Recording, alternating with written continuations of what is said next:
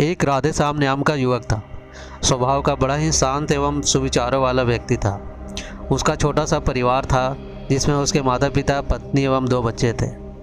सभी से वो बेहद प्यार करता था। उसके अलावा वो कृष्ण भक्त भी था और सभी पर दया भाव रखता था। ज़रूरतमंद की सेवा करता था, किसी को दुख नहीं देता था।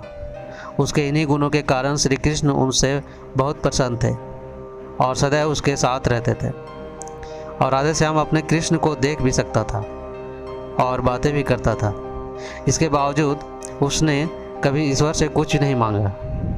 वह बहुत खुश रहता था क्योंकि ईश्वर हमेशा उसके साथ रहते थे, उसे मार्गदर्शन देते थे। राधे श्याम भी कृष्ण को अपने मित्र की तरह ही पुकारता था और उनसे अपने विचारों को बांटता था।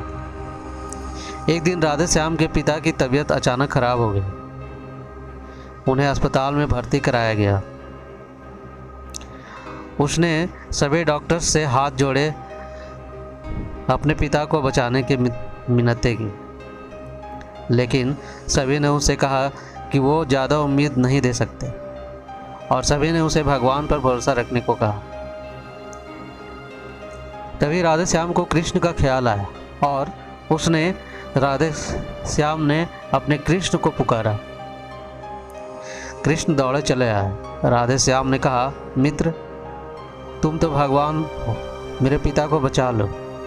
कृष्ण ने कहा, मित्र, ये मेरे हाथ में नहीं है। अगर मृत्यु का समय होगा तो होना तय है। इस पर राधे श्याम नाराज हो गया और कृष्ण से लड़ने लगा।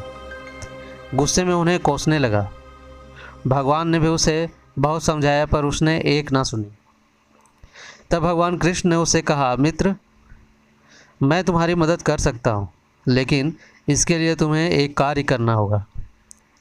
राधे श्याम ने तुरंत पूछा, कैसा कार्य?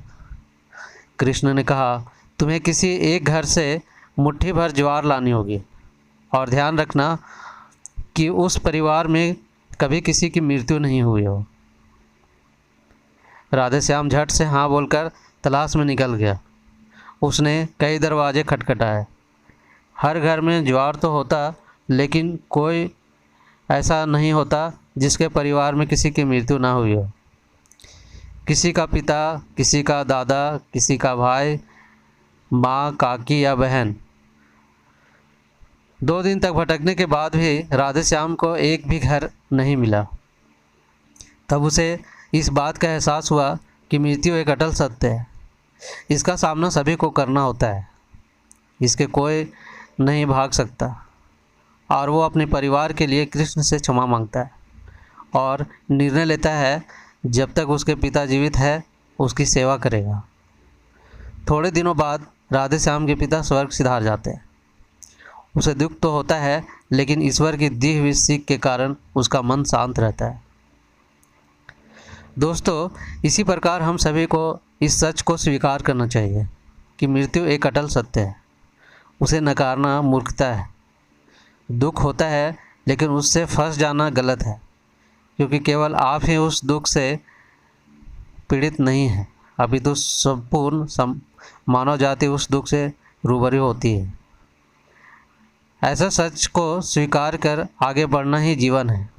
कई बार हम अपने किसी खास के चले जाने से इतने बेबस हो जाते हैं कि सामने खड़ा जीवन और उससे जुड़े लोग हमें दिखाई नहीं देते। ऐसे अंधकार से निकलना मुश्किल हो जाता है। जो मनुष्य के सत्य को स्वीकार कर लेता है उसका जीवन भर विहीन हो जाता है और उसे कभी कोई कष्ट नहीं होता है। वो जीवन के हर क्षेत्र में आगे बढ़ता जाता है।